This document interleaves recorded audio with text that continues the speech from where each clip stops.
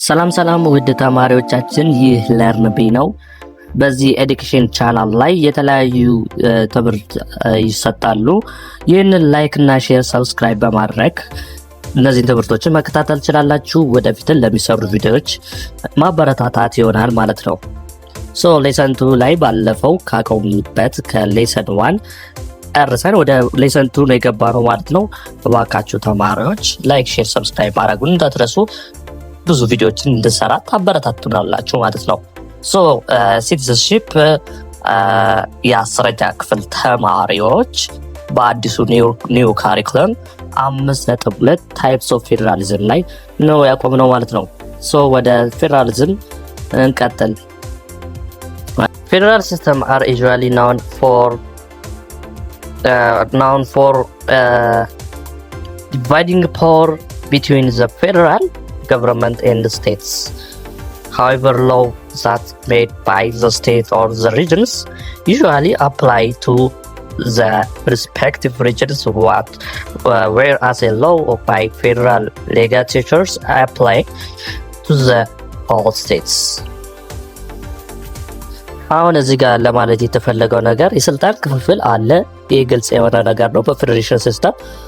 ግን የስልጣን ክፍፍልን አላግባብ መጠቀም የለባችሁም ነው የሚለው። ራሳችን ችላችሁ አስተዳድሩ ተብሎ ከተሰጠ በኋላ እንደ ራሳችንን ችለን ሀገር መሆንና እንዲሁም ደግሞ ራሳችንን ችለን እንደ ፈለግነው ማዘዝና የፈለግነው ማድረግ እንችላለን የሚለውን ነገር ግን እዚህ ጋር ሰመር አድርጉበት። እሱ አይሰራም። ለምን ብትሉ አንደኛ እዚህ ጋር ቅድም እንደነው ያልኳችሁ ፌደራል ሌጅስሌቸርስ አፕላይ ቱ ዘ ኦል ስቴትስ። ለእያንዳንዱ ክልል የፌደራል ወይም ደግሞ የዋናው ፌደራሉ ምን ያደርጋል? ያወጣል ህግ ማለት ነው። መስመር ገደብ ያወጣል ማለት ነው። ከዚህ መስመር ገደብ ማለፍ የለባችሁም፣ ግን እስከዚህ ድረስ ባለው የራሳችሁን መብትና ግዴታ መጠቀም ትችላላችሁ ተብሎ የሚወጣው እንጂማ ይህ መስመር ማወጡ ከሆነ ራሳቸውን የፈለጉትን ያሹትን ሊያደርጉ ይችላሉ ማለት ነው። ስለዚህ ይሄ ፌዴራል ሲስተም ዝም ብሎ ስለዚህ ያው በፌዴራሉ ሌጅስሌተርስ ወይም ደግሞ ህግ ተርጓሚዎች ነው የሚወጣው። ያን ነገር ሪስፔክት አድርገው ገደቡን አስምረውላቸው ነው የሚንቀሳቀሱት ማለት ነው። እኔ ኮንፌደራል አሬንጅመንትስ the central government has no direct authority over citizens' life. በኮንፌዴሬሽን ሲስተም ላይ በኮንፌዴሬሽን ስርዓት ላይ ወይም ደግሞ ኮንፌዴራል ማለት ሌላ ክልል አቀፍ ማለት ነው።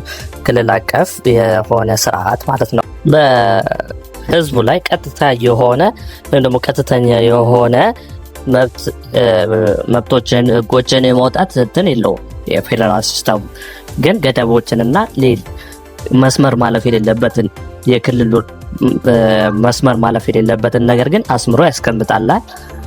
ከዛ ውጭ ያለውን ነገር ግን ፌዴራሉ አይገባበትም በሲቲዝኑ ወይም በዜጋው ህይወት ላይ ለማለት ነው። However, in federations, the federal government has authority over citizens' life. No. Direct authority over citizens by the legislating rules and the laws.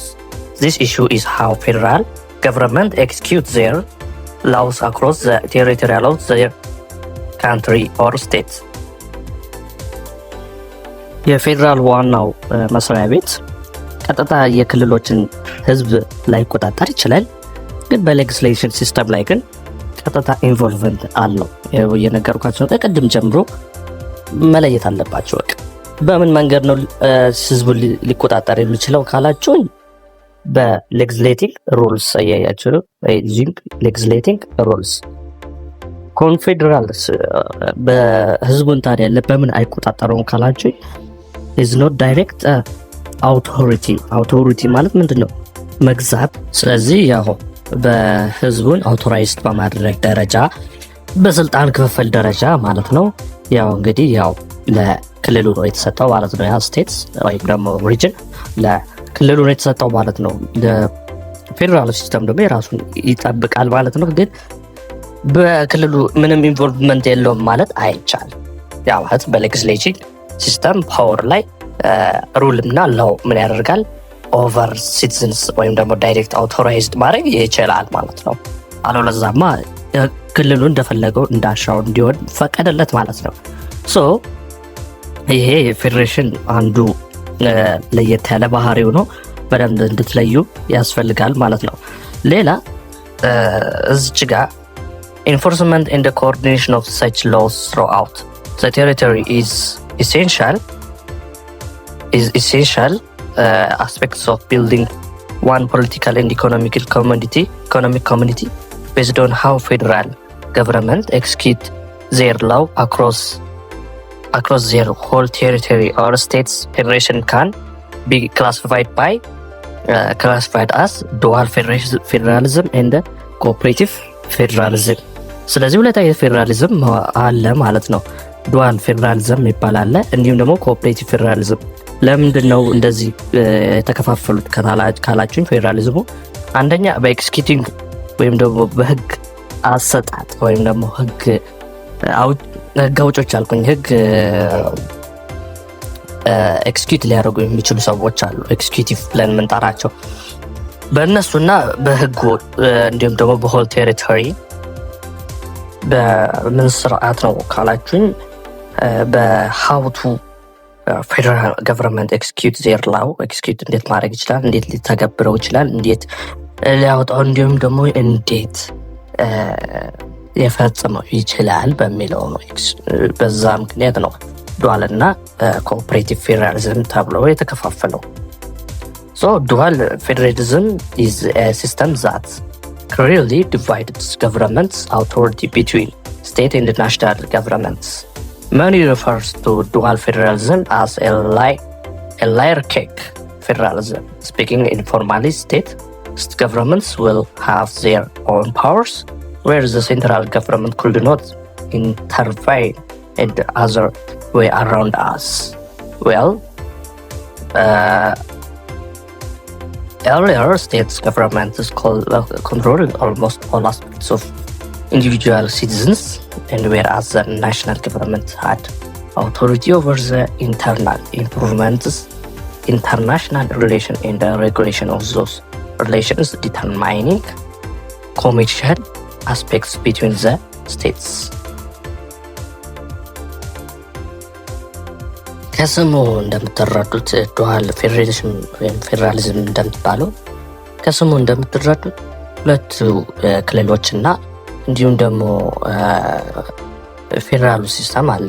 ሁለቱም ግን ተነጣጥለው በደንብ ይታያሉ። እንደ አሁን ለምሳሌ ምስሉ ላይ እንደምታዩት አሁን እዚህ ጋር ምስሉ ላይ ኬክ አለ፣ ተደራርቦ ነው የምታዩት። ያ ማለት አንዱ ለአንዱ ሊቆም ይችላል፣ ግን በአንዱ አቋም ላይ ምን አይልም ማለት ነው፣ ሰፊ የሆነ ድርሻ የለውም ማለት ነው፣ ወይም ኢንተርቬን አያደርግም። ፌዴራሉ የሪጅኖችን ወይም ደግሞ የክልሎችን ስራ ውስጥ መግባት አይችልም ማለት ነው፣ ወይም ደግሞ ኢንተርቬን ማድረግ አይችልም ማለት ነው። እና ደግሞ ግን አውቶሪቲያቸው ወይም ደግሞ አንድ ውስጥ ተካተው የሚገኙ ናቸው ማለት ነው። ኢንተርናል ኢምፕሩቭመንት በውስጣዊ አቋም ላይ ደግሞ ናሽናል ገቨርንመንቱ ምን ያደርጋል፣ አንድ ላይ ጠቅልሎ ያያቸዋል ማለት ነው። ግን ዱዋል ሲሆን ሞርሊ ሪጂናሎቹ ሀይ የሆነ ምን አላቸው፣ ራይት ኦፍ ዘ አውቶሪቲ የራሳቸውን የሆነ መብት የመገንባት ሰፊ ድል አላቸው ማለት ነው። ግን ኢንተርቬንሽን ባይኖርም እንኳን የኮንትሮል ኮንኳየር ሲስተም ግን በፌዴሬሽኑ መሆኑን ማወቅ አለባችሁ። ሞስትሊ ግን ይሄ ዱዋል በኬክ የተመሰለበት ምክንያት ኬኩ አንዱ በአንዱ ላይ ሌየር ሆኖ ነው የምናገኘው፣ ወይም ደግሞ አንዱ በአንዱ ላይ ተከምሮ ነው የምናገኘው። ለምሳሌ የቸኮሌት ፓርት አለው፣ ኖርማል እንደ ዳቦ ነገር ነው የምትመስለው ነገር አለች፣ እና እነሱ አንድ ላይ ተደራርበው ነው ኬክ የሚባል ነገር ሊሰጠን የሚችለው። ስለዚህ እያንዳንዱ ሪጅን እና አንዱ ፌዴራሉ አንድ ላይ ተደራርበው የራሳቸውን በመሆን አንድ ኬክ ይሰጡናል ማለት ነው። ስለዚህ ይሄ ማለት የሪጅናሎቹ ለብቻ ፌዴራሎቹ ለብቻ እየራሳቸውን እየሰሩ አበልጽገው የራሳቸውን አሰደገው አንድ ላይ አንድ ሀገር ተብሎ ይጠራሉ ማለት ነው። ይህም በጣም የሚከተሉ ሀገራቶች አሉ። በብዛት ደግሞ እስከሆነ ጊዜ ላይ ዱዋል ሲስተም የምትጠቀመው ዱዋል ፌዴራሊዝም የምትጠቀመው እንግሊዝ ናት። እንግሊዝ በውስጧ 3 ሀገራቶች አሉ ማለት ነው። ማነው 3 የሆኑ ስቴቶች አሉ። ማን ካላችን ዌልስ የሚባል ቦታ አለ፣ አየርላንድ አለ፣ ራሷ እንግላንድ ደግሞ እንግሊዝ ይባላል ማለት ነው። ስለዚህ እነዚህ አንድ ላይ ተጠርተው ዩኬ የሚባለው ወይም ደግሞ ዩናይትድ ኪንግደም የሚባለው ነው። ስለዚህ የራሳቸው የሆነ ሰፊ ድርሻ አላቸው። ኦልሞስት ኢንዲቪጁዋል ሲቲዝንሺፖቹ በገቨርንመንት ስቴቶች ወይም ደግሞ በሪጅኖች የተያያዙ ናቸው። እነዛ ሰዎች ግን ሲጠሩ እንዲሁም ደግሞ እንደ ሀገር ችግር ሲቀጥም ግን ሁሉም አንድ በመሆን እንደ ኬኩ ሀገር ተብሎ ይጠራሉ ማለት ነው። እንደ ዩናይትድ ኪንግደም ማለት ነው። ይህ ዱዋል ፌዴራሊዝም ይባላል። Advantage of dual federalism, it's allow protection of local jurisdiction from the federal government overreach. It prevents the federal government from having too much power in its hand. የፌዴራል መንግስቱን ጫና ይቀንሳል። በየክልሎቹ ላለው ጫና እንዲቀንስ ያደርጋል። ይኸው የሎካል ዲስትሪክሽንስ ብለን እንጠራቸው አሉ። እነዚህ በክልሎች ውስጥ እያሉ ዲስትሪክሽኖች ወይም ደግሞ ዳኞች አሉ። እነሱ ዳኞች ከፌዴራል ገቨርንመንቱ ምን ያሉ ናቸው? ፕሮቴክት ያሉ ናቸው፣ ወይ ደግሞ ራሳቸውን ያገላሉ፣ ራሳቸውን የጠበቁ ናቸው። ይህ ደግሞ አድቫንቴጅ ነው። ገለልተኛ የሆነ አቋም ይኖራቸዋል ማለት ነው። ሁለተኛ ደግሞ it's also allows local laws to develop and imply reflecting on a requirements. It allows to local laws, ሎካል ህጎች አሉ ወይም ደግሞ የክልሉ የሚያወጡት ህጎች አሉ። የራሳቸው ህግ ዲቨሎፕ እያደረጉ ሪፍሌክት ያደርጋሉ ለሌላዎቹም ሪኳየርመንት ወይም ደግሞ ወደ እነሱ ህግ እንዲቀረቡና በዛ ህግ እንዲተዳደሩ ሪኳየር ያደርጋሉ ወይም ደግሞ ሀሳብ ይሰጣሉ ማለት ነው። ይሄ አድቫንቴጅ ነው። and when local constitutes in different states have varying laws in regarding divorce, marriage, siblings, and these laws were formed on the basis of respective states' requirements. For instance, a state that less populated and cognizant might assign a higher speed limit than others. አሁን የራሳቸውን ህግ ማውጣት ይችላሉ። አሁን ለምሳሌ በጋብቻ ላይ መፋታትና መጋባት እንዲሁም ደግሞ ስፒድ ሊሚቶች አሉ፣ የፍጥነት ገደቦች ማለት ነው። እነሱ የራሳቸው ህግ የክልሉ የራሱ የተለያየ ህግ አላቸው። ለምሳሌ አንዱን ስፒድ ሊሚት ብናይ የሆነ ክልል ላይ የሆነ ሰፈር ውስጥ ወይም ህጻናት ያሉበት ቦታ ስትሄዱ ስፒድ ሊሚታችሁ ከ30 በላይ መሆን የለበትም ይላል። የሆነ ቦታ ላይ ደግሞ ስትገቡ ከ40 ኪሎ ሜትር ፐር ሃወር መሆን የለበትም ይላል። ስለዚህ ይሄ የራሳቸው የሆነ ነው። ከዛ በኋላ ሌላውን ሪኳየር ያደርጋሉ፣ በዛ ህግ እንዲሰሩ ሪኳየር ወይም ደግሞ ሪኮሜንዴሽን ያቀርባሉ፣ ወይም ደግሞ ከኛ ጋር አብራችሁ ስሩ የሚል ሪኮሜንዴሽን ይሰጣሉ ማለት ነው። ስለዚህ ሞርሊ ይሄ የዩኬ ሲስተም ደግሞ የፌዴራሊዝም ሲስተም ሞስትሊ ይታወቃል ማለት ነው። ዲስአድቫንቴጁ የዱዋል ፌዴራሊዝም ጠቀሜታውም እንዳለው ደግሞ ፕሮ ወይም ደግሞ ይሄ ጠቀሜታ ማለት ነው። እንደ ኮንስ ደግሞ ፊው ኮንስ አላቸው። ወይም ደግሞ ኮንስ ማለት ደግሞ ጉዳት ማለት ነው። ፕሮ ማለት ጥቅም ማለት ነው። ኮንስ ማለት ጉዳት ማለት ነው። ስለዚህ እስቲ ጉዳቶችን እንየው። it ensures that tension between states and the federal government always stays at the brim. This rising tension between them isn't favorable to the development and well-being of states, the country as a whole. እዚጋ ቴንሽን ይፈጠራል ወይም ደግሞ እዚጋ ምን ለማለት ተፈልጎ ነው? ቴንሽን የሚፈጠረው ደግሞ ግጭት የሚፈጠረው ደግሞ ስቴትስ ብሪም በሚሆንበት የፌዴራሊዝም እና ስቴቱ የሚስማሙበትና ማይስማሙበት ቦታ ላይ ሲደርሱ ይጋጫሉ ማለት ነው። ይሄ ደግሞ ቴንሽን እንዲፈጠር ያደርጋል ወይም ደግሞ ግጭት እንዲፈጠር ያደርጋል ማለት ነው። አንዱ ለዲቨሎፕመንት እና ለዌል ባንክ ሲጠር፣ አንደኛው ደግሞ ለራሱ ጉዳይ ብቻ ሲታተር ብናገኘው ሁለቱ መሀል ላይ ሊጋጫሉ ማለት ነው። ስለዚህ እንደ ሆል እንደ ሀገር ፌዴራሊዝም እና ክልሉ የራሱ የሆነ አንድ ወጥ እንዲሆን ማድረግ ስላልሆነ አንድ ወጥ ስላልሆኑ ወይም ደግሞ ፌዴራል እና ሪጅን ነው የራሳቸው ፓወር በመኖሩ ግጭት ይፈጥርባቸዋል ማለት ነው። The rising tension also leads to decreased levels of cooperation between the federal and states government. This then results into reducing efficiency of programs that requires full cooperation from both government bodies. እዚህ ጋር ደግሞ ቴንሽኑ ተገሰተ ወይም ደግሞ በህጉ አለመስማማት ህግ አወጣጡ ላይ ችግር ካለ አንዱ ላይ ማለት ነው ወይ ፌደራሉ ላይ ወይ ደግሞ ሪጅኑ ላይ ወይም ስቴቱ ላይ ማለት ነው ችግር ካለ ከሁለቱ ጋር የሆነ ቴንሽን ይፈጠራል ማለት ነው። በዚህ መሀል አንዱ ለአንዱ መረዳዳት አይፈልግም ማለት ነው። ስለዚህ አንተ የራስን ችግር ራስን ቻል የሚል ተቃርኖ ዲስአድቫንቴጅ ሊፈጠር ይችላል ማለት ኮኦፕሬቲቭ እንደሞ መተባበር የሚባለው ነገር ይቀንሳል፣ ኢንክሪዝ ያደርጋል ማለት ነው። መተባበር ስላቸው አንዱ ክልል ላይ ችግር በሚገጥመው ጊዜ አይተባበሩም ማለት ነው፣ ወይም ኢንክሪዝ ያደርጋል ማለት ነው። ሶ ይሄ አንዱ ምክንያት ነው። as the power at the hand of states increase, the unity between the different states tends to decrease. አንድ አሁን ለምሳሌ አንዱ ገዝፎና ሰፍቶ እንዲሁም ደግሞ የራሱን ሀብት አካብቶ የምታገኘው ከሆነ ሪጅን ውስጥ ሌሎች ሪጅኖች ደግሞ ምን ይሆናሉ? እየቀነሱ ነው የሚሄዱ። ስለዚህ ያኛው ስቴት በሚያድግበት ልክ እያደጉ አይሄዱም ማለት ኢኳል አይሆንም ማለት ነው። ሶ ዩኒቲያቸው ወይም ደግሞ አንድነታቸው እየቀነሰ ነው የሚሄደው። ይሄ አንዱ ዲስአድቫንቴጅ ነው የዱዋል ፌዴራሊዝም ኬዝ ማለት ነው። ወደ ሁለተኛው ወይም ቢ ስንሄድ ኮኦፕሬቲቭ ፌዴራሊዝም ነው የምናየው። ኮኦፕሬቲቭ ፌዴራሊዝም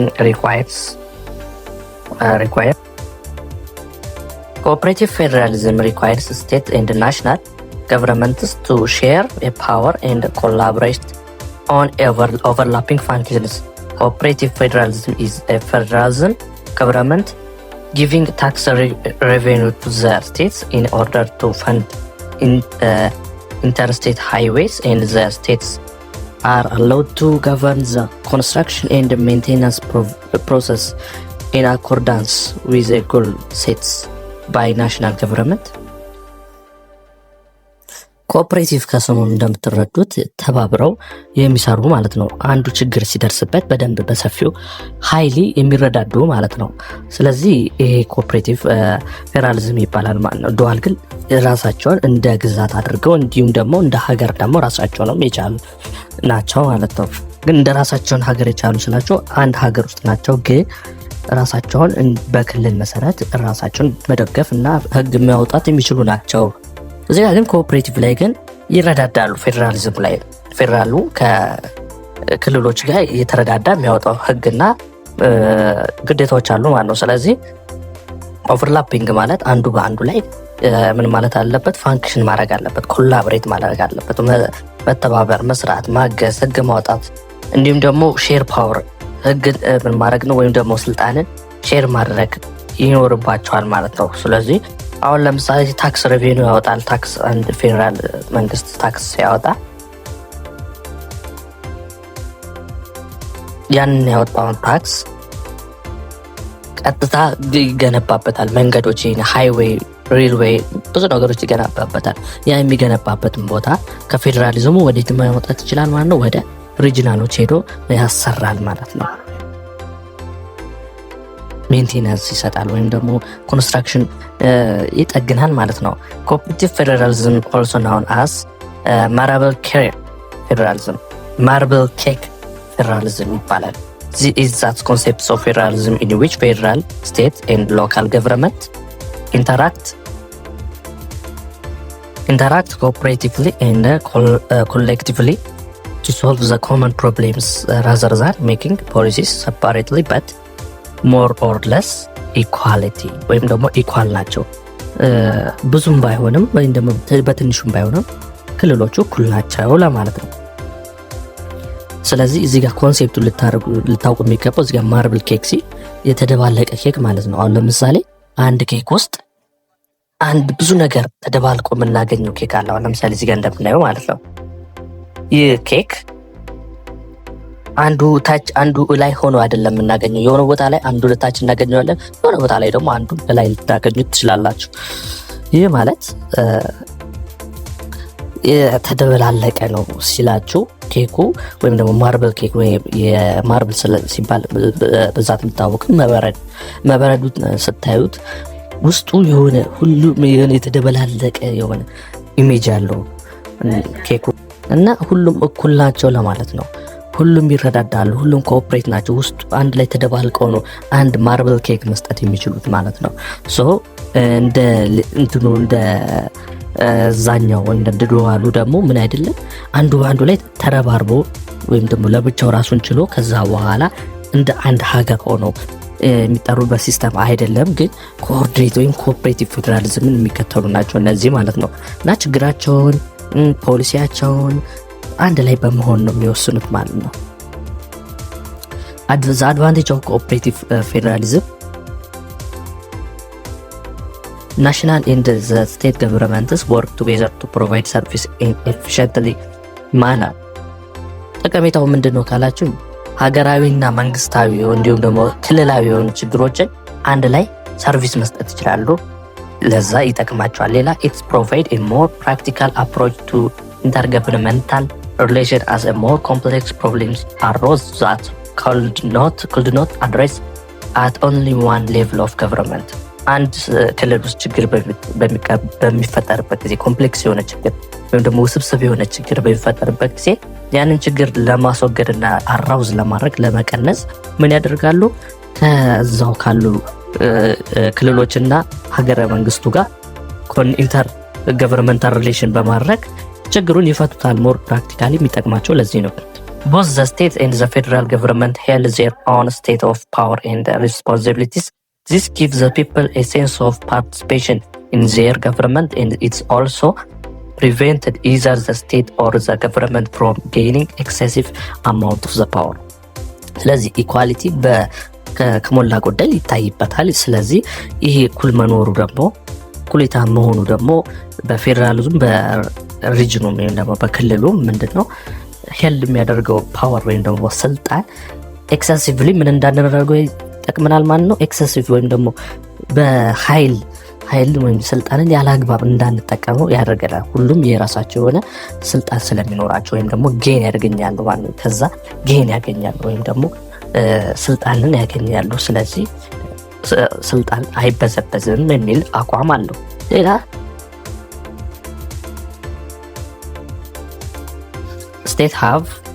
state have incentive to cooperate with federal government። ኢንሴንቲቭ በሆነ መንገድ ነው ክልሎችና ፌዴራል መንግስቱ የሚዋሃዱት ኮኦፕሬት የሚያደርጉት ማለት ነው። states can influence how program are implemented።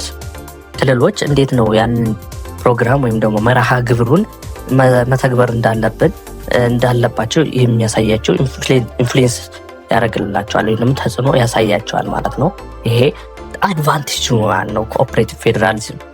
ሌላ ዲስአድቫንቴጅ ኦፍ ኮኦፕሬቲቭ ፌዴራሊዝም ጉዳቱስ ምንድን ነው ቢሎን እኔ ዲስአድቫንቴጅ ኦፍ ኮኦፕሬቲቭ ፌዴራሊዝም was decrease in the state's powers.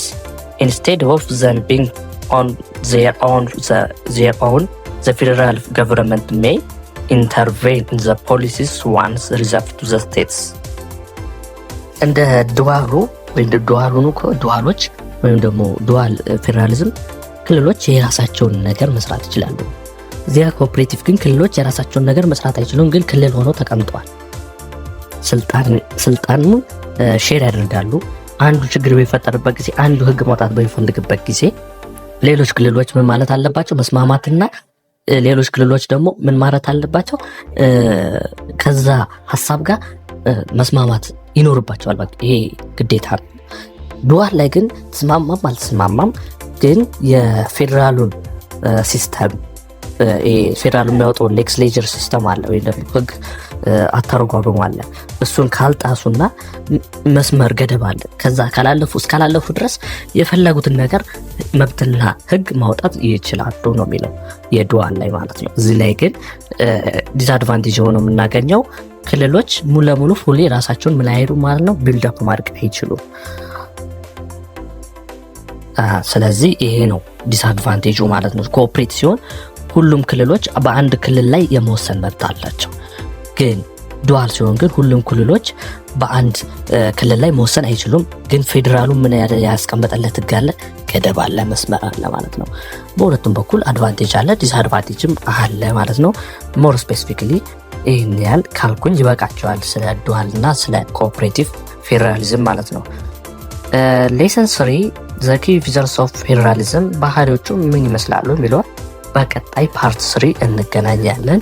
ይህንን ቻናል ላይክ፣ ሼር፣ ሰብስክራይብ ማድረግ እንዳትረሱ። ይህ ለርንቢ ነው፣ የ10ኛ ክፍል ሲቲዝንሺፕ ኤዱኬሽን የምትማሩት ነው ማለት ነው። እናመሰግናለን።